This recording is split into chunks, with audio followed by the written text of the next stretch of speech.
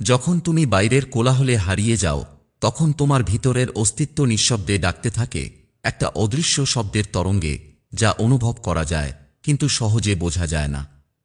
এই অনুভবই আসলে নীরবতা। আর এই নীরবতাই আত্মশক্তির প্রকৃত উৎস। কিন্তু প্রশ্ন হচ্ছে, কেন এই নীরবতা? কেন এই নির্জনতাই শক্তির কেন্দ্র? তুমি কি কখনো গভীর রাতে নিজের সঙ্গে একা থেকেছ? চারপাশে কোনো শব্দ নেই, কোনো মানুষের স্পর্শ নেই, শুধু তুমি এবং তোমার ভিতরের একটা অনুচ্চারিত স্পন্দন। সেই মুহূর্তে হঠাৎ করে তুমি এমন কিছু অনুভব করো যা শব্দে ব্যাখ্যা করা যায় না। এই অনুভব, এই নীরব শক্তি তোমার চেতনার আসল উত্থান ঘটায়। এটা কোনো বাহিক রশ্মি নয়, বরং তোমারই গভীরতম স্তরের একটি তরঙ্গ, যাকে আধুনিক নিউরোসায়েন্স বলে আলফা ব্রেইন ওয়া ফ্রিকোয়েন্সি, আর আধ্যাত্মিক ভাষায় একে বলা হয় ধ্যানময় আত্মশক্তি। জীবনে আমরা সবাই ব্যস্ত থাকি সারা দেওয়ায়, মানুষকে বোঝানো, নিজের কথা বলা, যুক্তিতর্ক, প্রতিপাদ্য, স্বপ্ন পূরণ, সাফল্যের দৌড়। কিন্তু কি আশ্চর্য, এত কিছুর মধ্যেও নিজের সত্যিকারের শক্তি আমরা ভুলে যাই। প্রশ্ন জাগে, যদি বাইরে এত শব্দ থাকে, তাহলে আত্মশক্তির উৎস কোথায়? সেই শক্তি তো চিৎকার করে বলে না, আমি এখানে আছি, বরং সে নীরবে অপেক্ষা করে, তুমি কখন নিজেকে শুনবে। এই শুনে নেওয়াটাই একটা স্পিরিচুয়াল প্র্যাকটিস। ধ্যানের মূল ভিত্তি এখানেই। তুমি যখন নীরব হও, তখন শব্দ নয়, অনুভব কাজ করে। চেতনার দৃষ্টি খুলে যায়, আর এক ধরনের ইন্টারনাল ফ্রিকোয়েন্সি অ্যালাইনমেন্ট শুরু হয়, যেটা বাইরে থেকে আসা কোনো শব্দ দিয়ে সম্ভব নয়। ট্রাটেকা, ভিপাসনা কিংবা পানিয়াল গ্ল্যান্ড অ্যাক্টিভেশন, এইসব পদ্ধতির মূল ভিত্তি এই নীরবতা। অনেকেই বলে, শান্ত হওয়া মানে কিছু না করা, আসলে তা নয়। শান্ত হওয়া মানে এমন এক অবস্থায় থাকা, যেখানে তুমি নিজের ভেতরের গতিবিধিকে স্পষ্টভাবে অনুভব করতে পারো। ধরো একটা নদী, যার উপর ঢেউ ওঠে না, সেই নদীর নিচের পাথরগুলো পরিষ্কার দেখা যায়।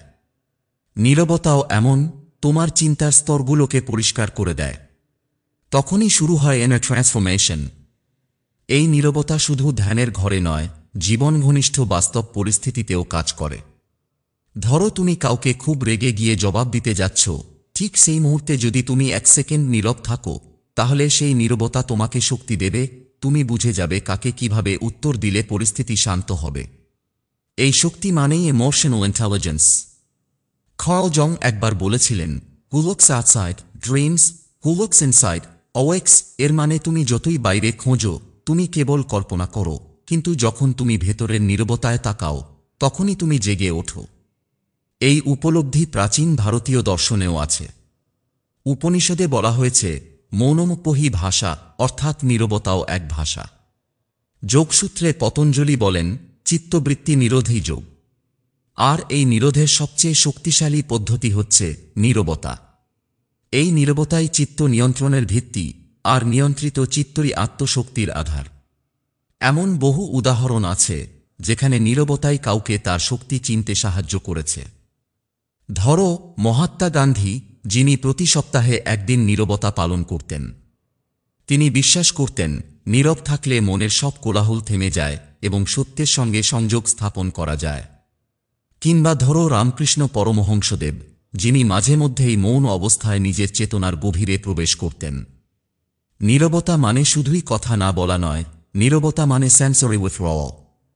মন যখন বাহ্যজগত থেকে সরে আসে, তখনই সেই মৌনব্রত সৃষ্টি হয়, যা আত্মশক্তিকে আহ্বান করে। এটি এমন এক অবস্থান, যেখানে ল অফ ভাইব্রেশন কাজ করে।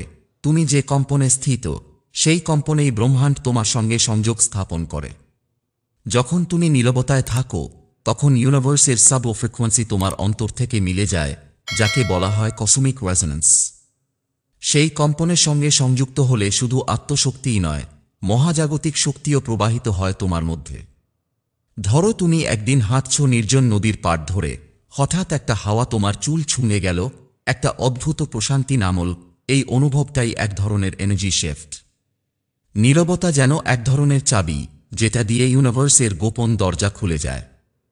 আধুনিক বিজ্ঞানের দৃষ্টিভঙ্গি থেকেও দেখা গেছে, মাইন্ডফুল সাইলেন্স মস্তিষ্কের প্রেফ্রন্টাল কর্টেক্স এর কার্যকারিতা বাড়িয়ে তোলে, ফলে সিদ্ধান্ত নেওয়ার ক্ষমতা, সংবেদনশীলতা এবং আত্মনিয়ন্ত্রণের মাত্রা বেড়ে যায়। একই সঙ্গে কর্টিসল হরমোন কমে, মানসিক চাপ হ্রাস পায়। তুমি যদি প্রতিদিন 10 মিনিট নিজেকে এই নীরবতায় অভ্যস্ত করো, তাহলে খুব ধীরে ধীরে অনুভব করবে তোমার চিন্তা বদলে যাচ্ছে, অনুভব গভীর হচ্ছে, বাস্তবতা যেন এক নতুন আঙ্গিকে ধরা দিচ্ছে। তুমি হয়তো ভাবছ, এত সহজ একটা বিষয়ে এত শক্তি এনে দেয়। হ্যাঁ, কারণ শক্তি চিৎকারে নয়, ফ্রিকোয়েন্সিতে প্রকাশ পায়। আর সেই ফ্রিকোয়েন্সিতে প্রবেশের দরজা হল নীরবতা। এই অবস্থান থেকে শুরু হয় আত্মজাগরণ, যেটা সেলফ রিয়েলাইজেশনের প্রথম ধাপ। বেদান্ত বলে, তুমি যা খোঁজো তাই তুমি নিজেই, কিন্তু সেটা উপলব্ধি করতে হলে প্রথমে সব শব্দ থামাও, নিজেকে শোনো। তখনই তোমার ভেতরের দেবত্ব প্রকাশ পাবে। এই আলোচনা এখানেই শেষ নয়। এটা একটা ধারাবাহিক অন্তর্জার্নির শুরু, যার প্রতিটি ধাপেই আছে আত্মশক্তির নতুন নতুন স্তর। তুমি চাইলে পরবর্তী পর্বে এর সঙ্গে জুড়ে দিতে পারি নীরবতার মধ্য দিয়ে কিভাবে শক্তিকে রূপান্তরিত করে জীবনের প্রতিটি স্তরে প্রয়োগ করা যায়। তুমি যদি এই নীরবতার স্রোতে নিজেকে সঁপে দিতে পারো, তাহলে একদিন তুমি নিজেই নিজের মহাশক্তির সাক্ষী হবে। তুমি কখনো গভীর নীরবতায় বসে থেকেছ, যেখানে কোনো শব্দ নেই, কোনো ভাবনার ঝড় নেই, শুধু নির্জন এক অনুভূতির গভীরতা। সেই মুহূর্তে হঠাৎ তুমি কি একটা অদৃশ্য স্পন্দন অনুভব করো না? এমন এক ধরনের কম্পন, যা কোনো শব্দ নয়, কোনো দৃশ্য নয়, তবুও তোমার সত্তার গভীর কোথাও গিয়ে ছুঁয়ে দেয়। সেটাই হচ্ছে মহাজাগতিক শক্তির প্রথম স্পর্শ। মহাজাগতিক শক্তি বা কসমিক এনার্জি এমন এক তরঙ্গ যা সবকিছুর মধ্যেই প্রবাহিত, কিন্তু তা অনুভব করার দরজা কেবল খুলে যায় যখন তুমি নীরবতার মধ্যে প্রবেশ করো। আমরা অনেকেই ধারণা করি এই শক্তি বাইরে কোথাও আছে, তারাগুলোর পেছনে, মহাশূন্যে বা গ্রহণক্ষত্রের মধ্যে। কিন্তু প্রকৃত সত্য হল, এই শক্তি তোমার মাঝেই আছে। তুমি যখন নীরব হও, তখনই তুমি সেই তরঙ্গের সঙ্গে একাত্ম হও। নীরবতা আসলে এক ধরনের ফ্রিকোয়েন্সি গেট, যেটা খোলার জন্য শব্দের দরকার হয় না, যুক্তির দরকার হয় না, দরকার শুধু একাগ্রতা ও অনুভব। বিজ্ঞান এই সত্য মেনে নিয়েছে।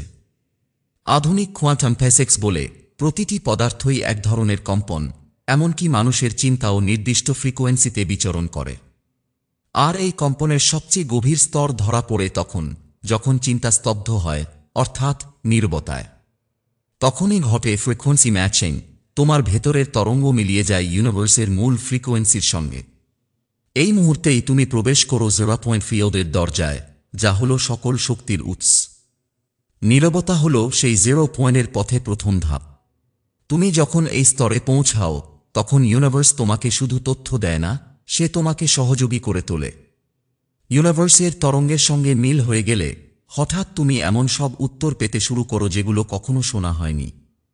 একে বলা যায় ইনটিউটিভ ডাউনলোড।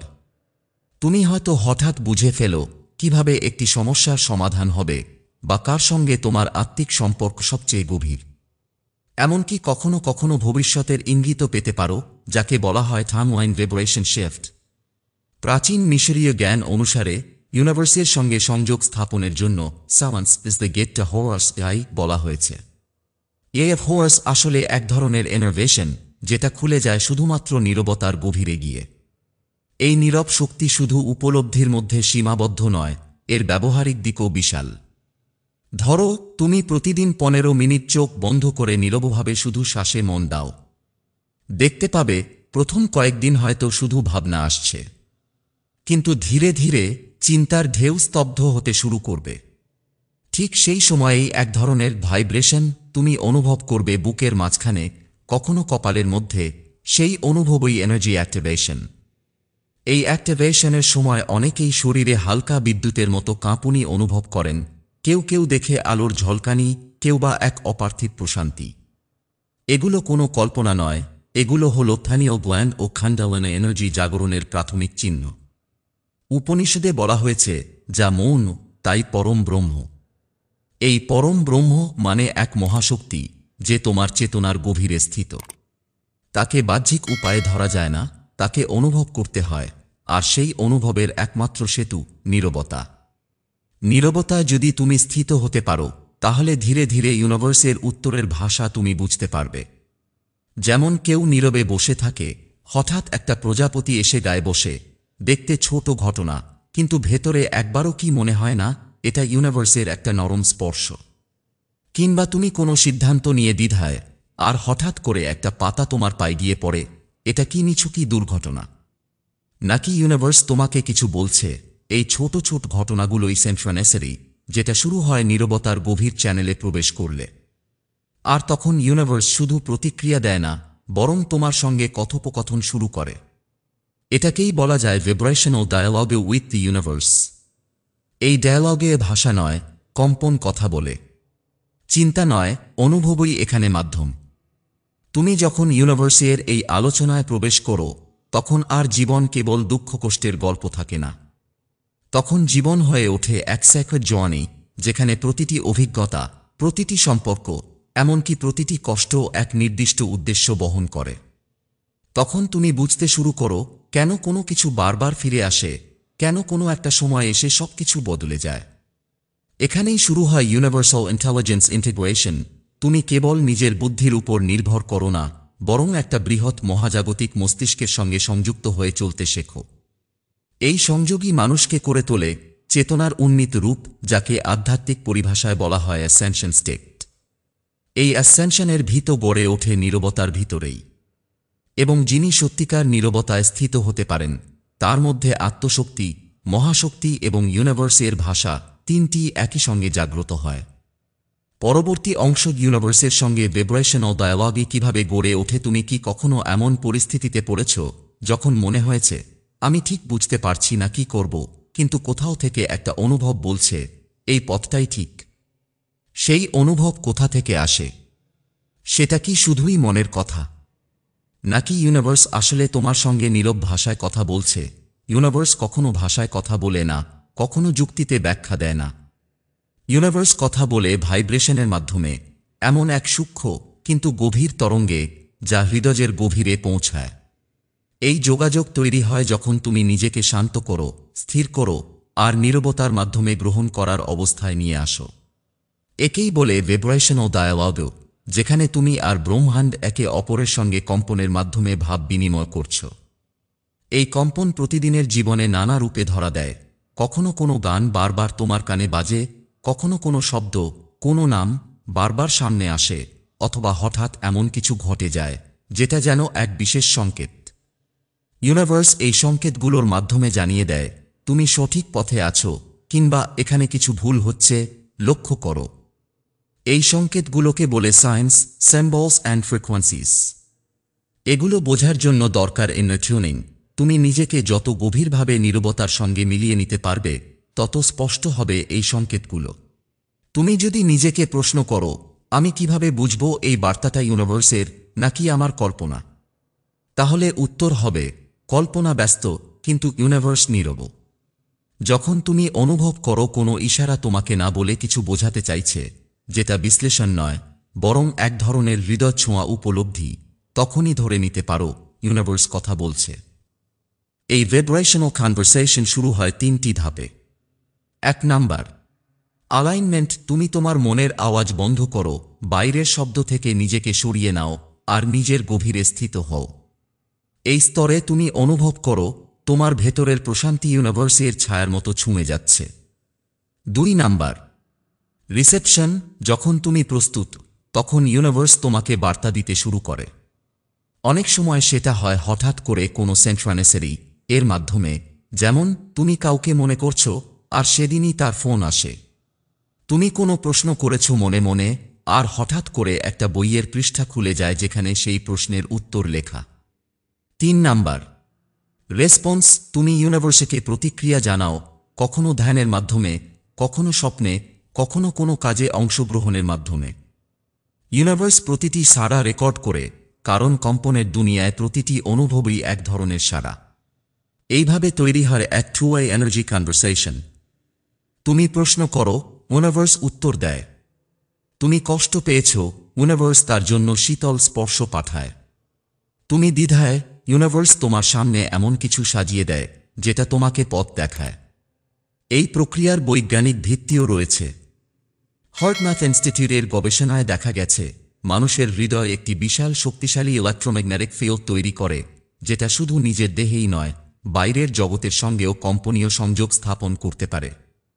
এবং সেই সংযোগের গভীরতম স্তরে পৌঁছানোর একমাত্র পথ হল নীরবতা, প্রশান্তি আর উপলব্ধি।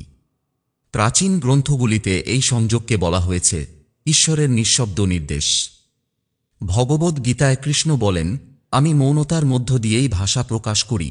এই মৌনতা অর্থ নিছক চুপ থাকা নয়, বরং একরকম চেতনার স্থিরতা, যেখানে শব্দের প্রয়োজন নেই, অনুভবই যথেষ্ট। তুমি যদি কখনো গভীর নীরবতায় বসে ইউনিভার্সের সঙ্গে সত্যিকার সংযোগ স্থাপন করতে পারো, তাহলে এমন এমন প্রশ্নের উত্তর পাবে যা অন্য কেউ কখনো তোমাকে দিতে পারবে না। যেমন, আমি কেন এই পরিবারে জন্মালাম? আমার জীবনের মূল চুক্তি কি? আমার যন্ত্রণা কি শুধুই দুঃখ, নাকি এটা একটা শিক্ষার অংশ? যার সঙ্গে আমার বারবার সম্পর্ক ভেঙে যায়, সে কি আমার কার্মিক কানেকশন? আমি আসলে কে? এই প্রশ্নগুলো শুধুই বিশ্লেষণের নয়, এগুলো আত্মার গভীর আরতি। আর এই আরতির উত্তর কেবল পাওয়া যায় ভাইব্রেশনাল স্তরে, ইউনিভার্সের নিঃশব্দ বার্তায়। তুমি যদি ইউনিভার্সের সঙ্গে এই ভাইব্রেশনাল ডায়ালগে চালিয়ে যেতে পারো, তাহলে ধীরে ধীরে অনুভব করবে তোমার জীবন একটা কাইরের ফ্লোয়ের মধ্যে ঢুকে গেছে। কোনো জিনিসের জন্য আগের মতো অত যুদ্ধ করতে হচ্ছে না, কিছু একটা ভিতরে থেকেই যেন পথ তৈরি করে দিচ্ছে। এটাকেই বলা যায় ডিভাইন টাইমিং, স্পিরিচুয়াল অ্যালাইনমেন্ট। এই স্তরে পৌঁছানো মানে শুধু কিছু পাওয়া নয়, বরং একটা আত্মবিশ্বাস জন্মানো, যেটা বলে, আমি একা নই, ইউনিভার্স আমার সঙ্গে আছেই। তুমি কি কখনো নিজেকে প্রশ্ন করেছ, আমি কেন এই পৃথিবীতে এসেছি? আমার আসল কাজ কি? আমি যা করছি সেটাই কি আমার জীবনের সত্যিকারের উদ্দেশ্য? এই প্রশ্নগুলো বহু মানুষের জীবনে আসে, কখনো ব্যর্থতার মুহূর্তে, কখনো অতৃপ্তির গভীরে, আবার কখনো নিঃশব্দ এক শূন্যতার ভেতর। কিন্তু উত্তরগুলো কি সহজে মেলে? না, কারণ জীবনের মূল লক্ষ্য সল পারপাস শব্দে ধরা দেয় না, উপদেশে বোঝা যায় না, পরিকল্পনায় স্থির থাকে না। এটা একমাত্র ধরা দেয় নীরবতার গভীর অনুভবের মাধ্যমে। কেননা এই লক্ষ্য জন্মের আগেই স্থির করা হয়েছে তোমার আত্মা ও মহাজাগতিক চেতনার মধ্যে এক চুক্তির মাধ্যমে, যাকে বলা হয় সোল কন্ট্রাক্ট। তুমি যখন নীরবতায় প্রবেশ করো, তখন আসলে তুমি সেই আত্মিক চুক্তির স্মৃতিতে ঢুকে পড়ো। তখন নিজের ভেতরের স্তরে এমন কিছু ছবি, অনুভূতি বা শব্দ উঠে আসে, যা তোমাকে বলে দেয়, এই কাজটা করতেই তো এসেছ তুমি। ধরো, তুমি প্রতিদিন ব্যস্ত জীবনযাপনের মধ্যে হারিয়ে যাচ্ছ। চারদিকে শব্দ, দায়িত্ব, চাপ, প্রতিযোগিতা। এই সমস্ত কিছু তোমার মূল আত্মস্বরূপকে আচ্ছন্ন করে ফেলে। তুমি তখন নিজের বাস্তব উদ্দেশ্য ভুলে শুধুই একটা সামাজিক চরিত্রে পরিণত হও। কিন্তু সেই চরিত্রই কি তোমার সত্য? জীবনের মূল লক্ষ্য কখনো বাইরে খুঁজে পাওয়া যায় না, সেটা তোমার আত্মার গভীর স্তরে গোপন থাকে। আর সেই স্তরে পৌঁছানো যায় একমাত্র নীরবতার মধ্য দিয়ে। যখন তুমি নিজের মনকে নীরব করো, তখনই তোমার মধ্যে যে উইটনেস সেলফ আছে, সে জাগ্রত হয়, একজন নিরপেক্ষ দর্শক, যে নিজের অভিজ্ঞতাকে দেখে, বোঝে এবং প্রশ্ন করে। সেই উইটনেস সেলফের আলোতেই তুমি আবিষ্কার করো নিজের মূল দিশা।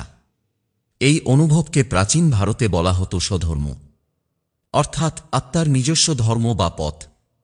গীতায় বলা হয়েছে স্বধর্মে নিধনং শ্রেয়স, অর্থাৎ নিজের আত্মিক লক্ষ্যে অগ্রসর হওয়া, সেটাই পরম মঙ্গল।